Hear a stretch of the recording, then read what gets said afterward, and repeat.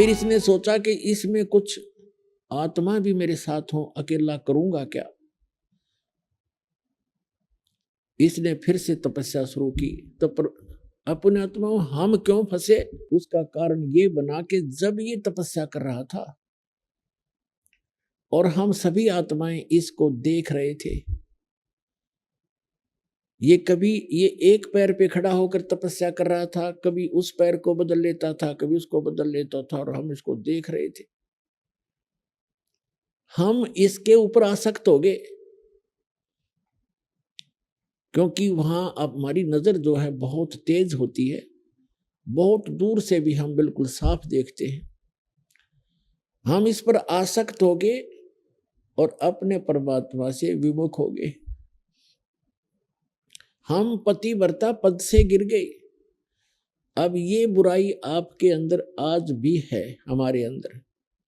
जैसे कोई हीरो या हीरोइन, अभिनेता या अभिनेत्री अपनी रोजी रोटी के लिए चटक मटक डांस डूंस करते, बेमतलब की एक्टिंग करते, और ये युवा बालक लड़के और लड़कियां उनके ऊपर आसक्त हो जाते हैं।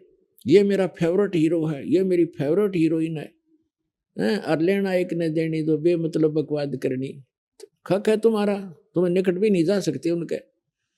और यहाँ कोई हिसार या बरवाला के अंदर कोई आ जाए, उनमें से ये चटक मटक करने वाले हीरो हीरोइन, देखो इन युवा बच्चों की वहाँ जम घट जुड़ जाएगा, और वो कम से कम भी 1 किलो 200 फुट दूरी पर स्टेज पर खड़े होंगे और वहां से चटक मटक कर रहे होंगे, और ये बड़े खुश हो रहे होंगे।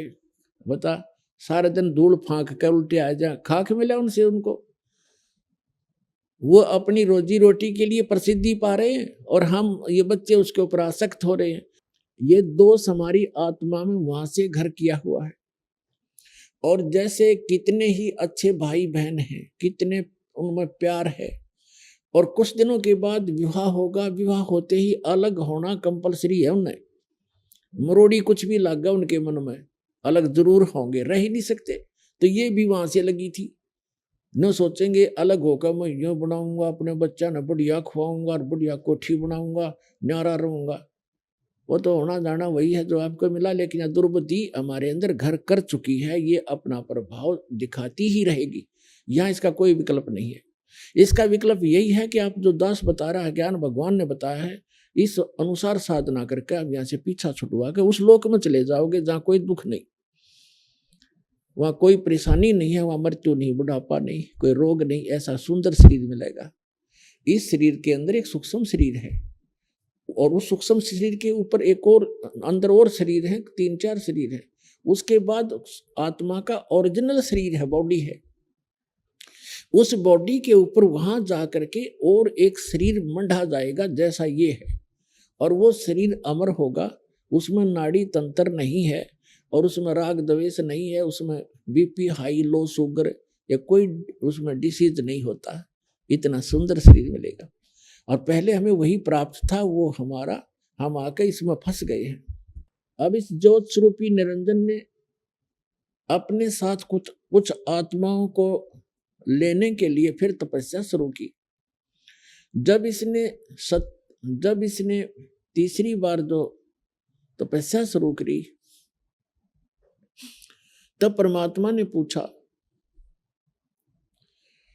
कि ज्योत निरंजन अब क्या मांग रहा है, जो मांगा तुझे दे दिया। और उस दौरान जब हम इस ज्योत निरंजन पर आसक्त थे, इसकी ये तपस्या कर रहा था और हम देखे थे। और आज भी ये देख लो आप, किसी गांव के गोरे बनी में और कोई बाबा तपन लग जाए, सारा गांव देखने जाएगा उसने, सारा गांव देख का होगा बाबा तपे, 10 दिन हो गए, 20 दिन हो गए, 1 महीना हो गया, बैठे नहीं हो तो खड़े रहे, झूल पर झूल रहा है, बस सारे देखने जाएंगे। बता कोई बात हुई। अब जैसे एक आदमी लड्डू खावे मान लीजिए, और दूसरे उसने देखने जाओ एक लड्डू खावे, हो देख लड्डू खावे, क्या तो गया, फिर कहता आप भी खाओ जब पेट भरे। तो इस तरह की जो बुराइयां हैं, ये हमारे वहां से घर करी हुई है, और वही हमारे अंदर आज ये हमें परेशान रखती हैं। उसी तरह हम क्रिया कर रहे होते हैं। अब क्या हुआ कि परमात्मा ने बीच बीच में जब हम उसको देख रहे थे, उसकी तरफ हमारी आसक्तता बन गई थी ज्योति निरंजन की तरफ, सरपुरुष की तरफ, तो परमात्मा आकाशवाणी किया करते थे कि बच्चों तुम ना देखो इसको, अपना मस्त रहो और इसको अपनी क्रिया करने दो। हम क्या करते रहे, ये आदत अपने यहाँ भी है कि हम ऊपर से तैसे हो गए जैसे बिल्कुल हम नहीं देख रहे हैं, पर अंदर से कसक ज्यों की तो बनी रही।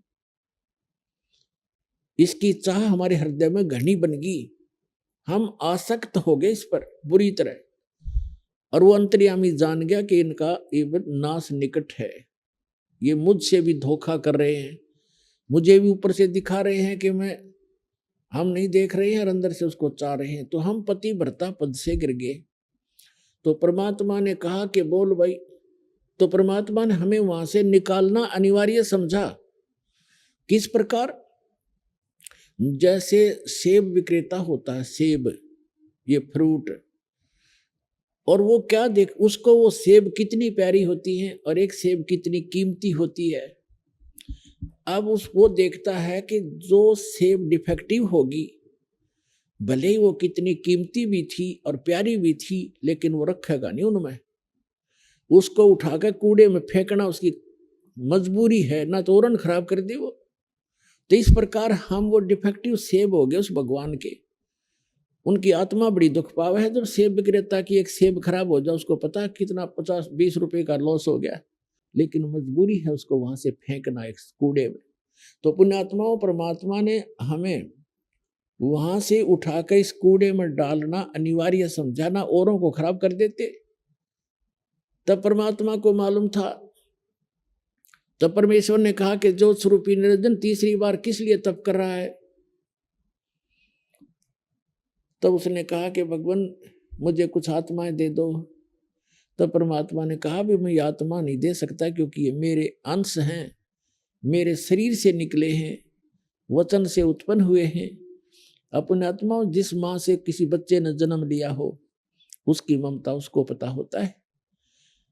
एक माई का ऐसा लड़का हुआ कति अपंग सा, और उसमें भी उसकी इतनी गजब की ममता होती है, बेशक वो कैसा ही है लेकिन उसकी आत्मा उसमें फंसी हुई होती है। इसी प्रकार वो परमात्मा कहते हैं कि ये सभी आत्माएं मेरे से उत्पन्न हुई, मेरे शरीर से निकली है। वचन से हो जन्म हो, वो भी उतने प्यारे लगते हैं जिसके वचन से उत्पन्न होते हैं, उसको उतने ही प्रिय होते हैं। तो परमात्मा ने कहा भी मैं ऐसे नहीं दे सकता, ये मेरी आत्मा है, तो इनको दुखी करेगा, तो इनको परेशान करेगा वहां पर। तो इसने कहा कि नहीं, मैं सत्य का राज करूंगा, मैं किस जैसा जो कर्म करेगा उसको वैसा ही फल दूंगा। परमात्मा ने पहले तो इससे हाँ भरवाई, फिर कहा भी देख ले, पर एक बात है, उनसे पूछ ले, जो सब इच्छा से जाना चाहता हो तो चले जाएगा, मैं आज्ञा नहीं दूंगा उनको जाने की, जब तक वो स्वयं डिमांड नहीं करेंगे। तो ज्योति निरंजन ये सरपुरुष आपके पास, हमारे पास आया। हम जब हमारे पास आया तो जैसे कोई हीरो आ जाता है तो चारों तरफ बच्चे कैसे इकट्ठे हो जाते हैं, ऐसे हम चारों तरफ उसको झूम गए। उसने कहा कि मैंने पिताजी से तपस्या करके अलग से द्वीप, अलग से ब्रह्मांड प्राप्त किए, स्थान प्राप्त किया है, क्या मेरे साथ चलोगे तुम? हम तो पहले तैयार थे। तो हमने सब ने कह दिया कि चल पड़ेंगे, यदि गुरुजी पिताजी आज्ञा दे देंगे तो हम चलेंगे, हम तैयार हैं। तब परमेश्वर के पास जाकर के ज्योति निरंजन ने कहा कि जी कुछ आत्माएं मेरे साथ जाने को तैयार हैं, पर आपकी आज्ञा चाहते हैं। परमेश्वर ने कहा, सत्यपुरुष ने, कबीर जी ने, कि चल मेरे साथ, मेरे सामने जो हाँ भरेगा तेरे साथ जाने की तो मैं अलाउड करूंगा। तो जो ही परमात्मा और वो ये सरपुरुष आए हमारे पास, तो परमात्मा ने कहा कि बोल भाई कौन आत्मा इनके साथ जाना चाहता है, अपना हाथ खड़ा करो। अब हम आगे थे चारों तरफ से, परमात्मा के आदेश से वहां बैठ गया, सेकंड में वहां सारा काम होता है, बैठ गए पूरे क्षेत्र में। तब परमात्मा ने कहा कि जो इनके साथ जाना चाहते हैं, सरपुरुष के साथ इसके ब्रह्मांडों में रहना चाहते हैं, हाथ खड़ा करो। अब परमात्मा पहले आकाशवाणी करके हमें समझाया करते थे कि इस पर आसक्त ना हो तो मार खा जाओगे। अब उस दिन वो बात उनका याद आई और पिताजी के सामने अब कैसे कहीं हम जाना चाहते हैं। सन्नाटा छा गया, कोई नहीं बोला। तब परमेश्वर ने कहा कि सरपुरुष आप तो कह रहे थे कुछ जाना चाहते हैं तो बोलते ही नहीं, झूठ बोल रहा तू। तब सरपुरुष ने कहा कि पिताजी ये आप के सामने नहीं बोल रहे हैं, पहले तो सभी कह रहे थे जितने यहाँ बैठे हैं। तब इतनी बात हो रही थी, तभी एक आत्मा ने खड़ा होकर के स्वीकृति दी उसको। अब जो ही उसने एक खड़ा हुआ तो हमने सभी ने हाथ खड़े कर दिए और खड़े भी हो गए। हमने सोचा कहीं ये अकेला ही सारा काम लूट ले और हम रह जा पीछे। देखा देखी सारे खड़े हो गए, जितने यहाँ फंसे हुए हैं, चींटी बने हैं, हाथी बने हैं, कुत्ते बने हैं, गधे बने हैं, सुअर बने। तो पहले हम सभी मानव, सभी प्रहार में जो हम वहां से आए, हम वहां सभी मानव शरीर से हमारे। तो परमात्मा ने कहा ठीक है ज्योति निरंजन यानी सरपुरुष तू जा अपने लोक में, 21 ब्रह्मंडों में जा। जिसने तेरे साथ जाने की स्वीकृति दी है उनका मुझे सब मालूम है, मेरे पास उनके सब कोड वर्ड नंबर उपलब्ध हैं। इन सबको मैं भेजूंगा, पर नू का नू लापड़दा नहीं भेज सकता। इनको मैं अलग से व्यवस्था करूंगा, बीज रूप में बनाऊंगा पुनः। और जिस अब तू जा, वो भेज दिया। जिस आत्मा ने सबसे पहले स्वीकृति दी थी उसको एक सुंदर लड़की बना दिया अपने वचन से, और उस लड़की के अंदर वो सभी आत्माएं सूक्ष्म रूप में डाल दी। अपने आत्माओं जैसे एक वट वृक्ष देखा होगा, बड़का वृक्ष। वड़का वृक्ष इतना बड़ा फैल बड़ा होता है बहुत गुना, और उसका बीज होता है राई जितना, राई से भी छोटा होता है बड़का बीज। अब परमात्मा ने उन सबको बीज रूप बना दिया।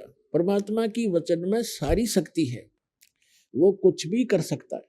तो जितने भी वहां थे सब बीज रूप में बना दिए, और उस बीज को अपने वचन से उस लड़की जो बनाई थी प्रथम, जिसने स्वीकृति दी थी, उसके शरीर में प्रवेश कर दिया, सारे के सारे बीज रूप में। और उस लड़की से कहा कि बेटी अब तू, तेरे को वहां भेज रहे हैं ज्योति निरंजन के पास, सरपुरुष के पास, और उसके साथ मिलकर तू ये सृष्टि रच देना। तेरे को वचन शक्ति दे दी है मैंने।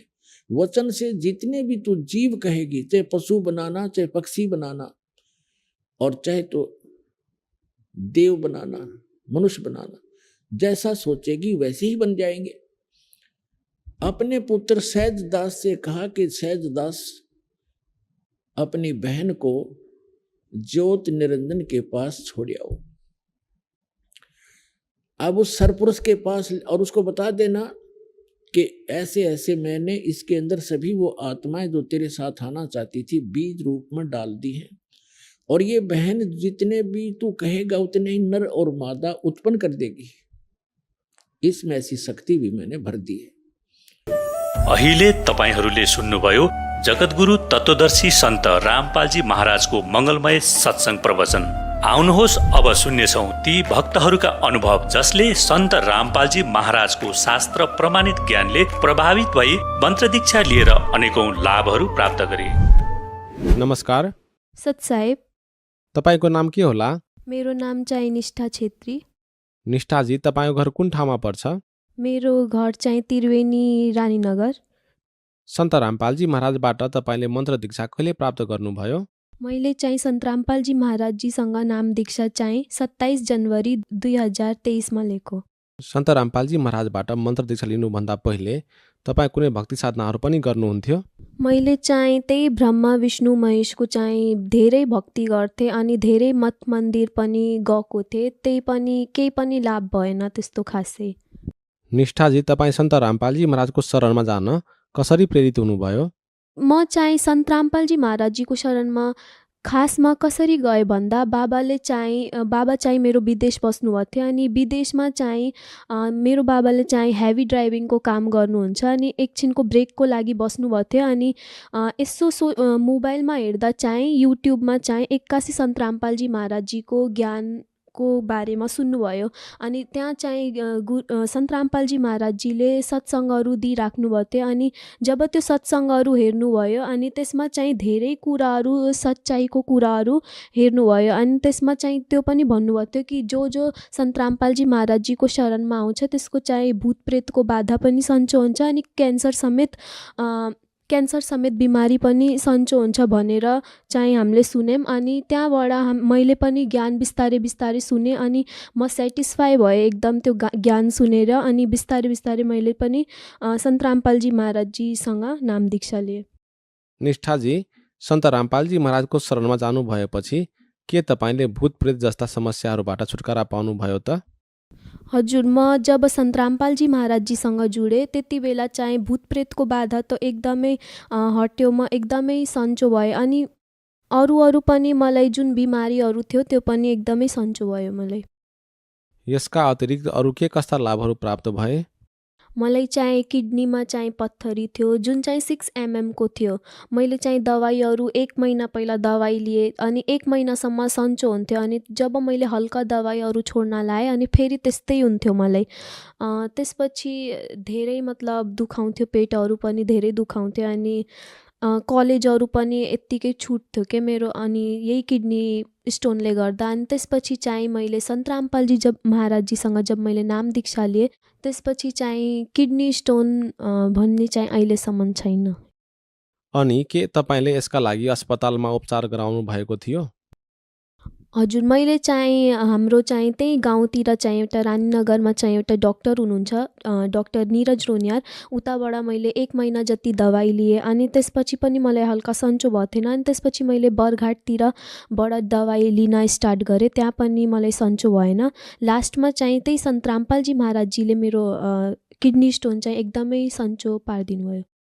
हाम्रो समाजमा भक्ति गर्ने समय बुढेसकाल हो भन्ने धारणा छ, तर तपाईँले त यति कम उमेरमा भक्ति गर्न थाल्नु भएको छ। यस विषयमा तपाईँ के भन्न चाहनुहुन्छ? मैले चाहिँ के भन्न चाहन्छु भन्दा भक्तिको कुनै पनि उमेर हुन्न। भक्ति चाहिँ हामीले बेलामै गर्न पर्छ। मानुष जन्म दुर्लभ है, ये मिले ना बारम्बार, तरवर से पत्ता टूट गिरे वो बहुत न लगता डर।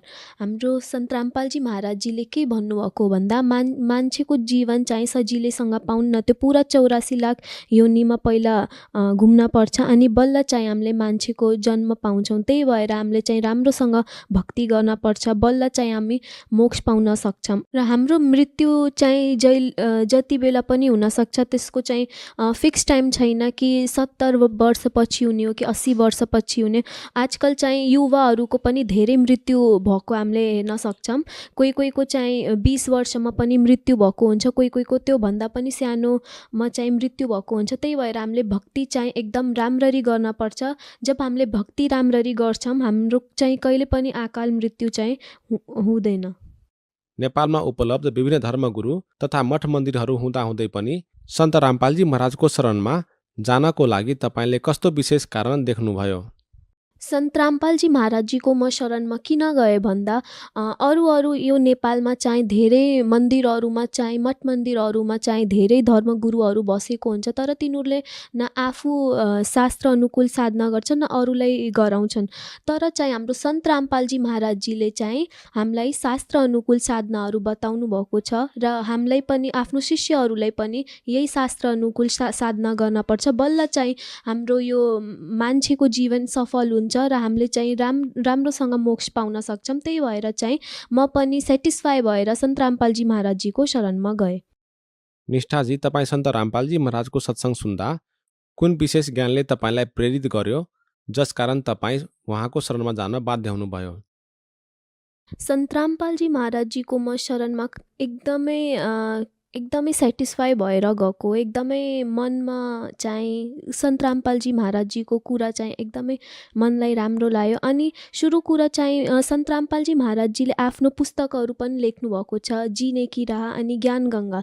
जीने की राह पुस्तक मैले पढेँ। जीने की राह पुस्तक खोल्न भन्दै पहिला त्यसमा चाहिँ एकदमै राम्रो कुरा के लेखेको छ भन्दा, जीव हमारी जाति है, मानव धर्म हमारा, हिन्दू मुस्लिम सिख इसाई धर्म नहीं कोही न्यारा। पुस्तक खोल्न भन्दै पहिला चाहिँ अगाडि नै यति राम्रो कुराहरू लेख्नुभएको छ। अनि मलाई एकदमै एक्साइटमेन्ट भयो, यो भित्र चाहिँ झन् कति राम्रो कुरा लेखेको होला। अनि मैले चाहिँ बिस्तारै बिस्तारै त्यो जीने की राह पढेँ अनि त्यसमा एकदमै राम्रो कुराहरू लेखेको छ। सन्त रामपालजी महाराजजीले चाहिँ सबै धर्महरूको किताबहरू जस्तो चाहिँ हिन्दूहरूको चाहिँ श्रीमद् भागवत गीता र के भन्छ हाम्रो चाहिँ मुस्लिमहरूको चाहिँ कुरान अनि क्रिस्चियनहरूको बाइबलहरू सबै खोलेर देखाउनु भयो। अनि सन्त रामपालजी महाराजजीले एउटा मात्रै साधना बताउनु भएको हो र त्यही साधना चाहिँ हामीले फलो गरेर एकदम राम्रोसँग साधना गर्न पर्छ भन्ने कुरासँग म एकदमै प्रभावित भए र यसरी चाहिँ म सन्त रामपालजी महाराजजीको शरणमा आएँ। यदि कसैले सन्त रामपालजी महाराजद्वारा लिखित पुस्तक जिउने मार्ग पढ्न चाहन्छन् भने त्यस पुस्तकलाई कसरी प्राप्त गर्न सकिन्छ?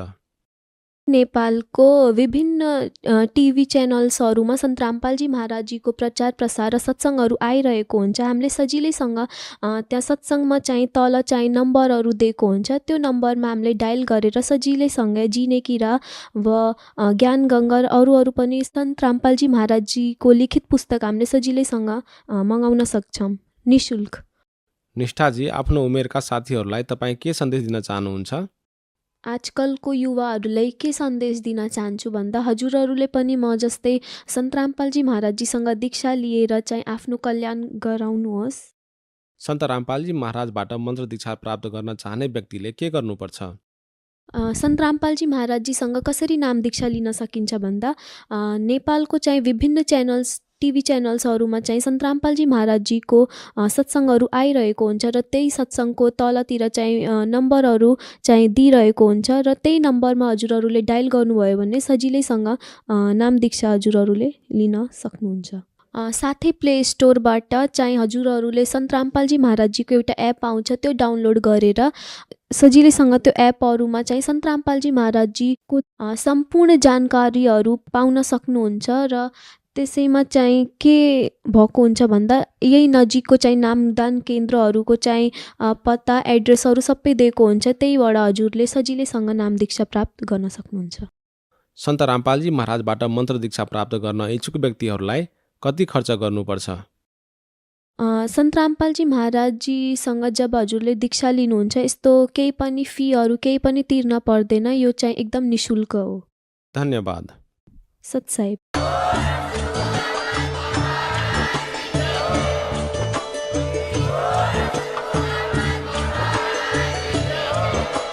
तपाईँ सुन्दै हुनुहुन्थ्यो जगद्गुरु तत्त्वदर्शी सन्त रामपालजी महाराजजीको मङ्गल प्रवचन। अधिक जानकारीका लागि भिजिट गर्नुहोस् हाम्रो वेबसाइट www.jagadgururampalji.org। सन्त रामपालजी महाराजजीको शुभ आशीर्वादले पुरा विश्वभरमा 500 भन्दा पनि अधिक मन्त्र दीक्षा केन्द्रहरू छन्, जसमा सन्त रामपालजी महाराजजीद्वारा अनलाइन निःशुल्क मन्त्र दीक्षा दिँदैछ। आफ्नो नजिकको मन्त्र दीक्षा केन्द्र पत्ता लगाउनका लागि सम्पर्क गर्नुहोस् 98 511 89 381।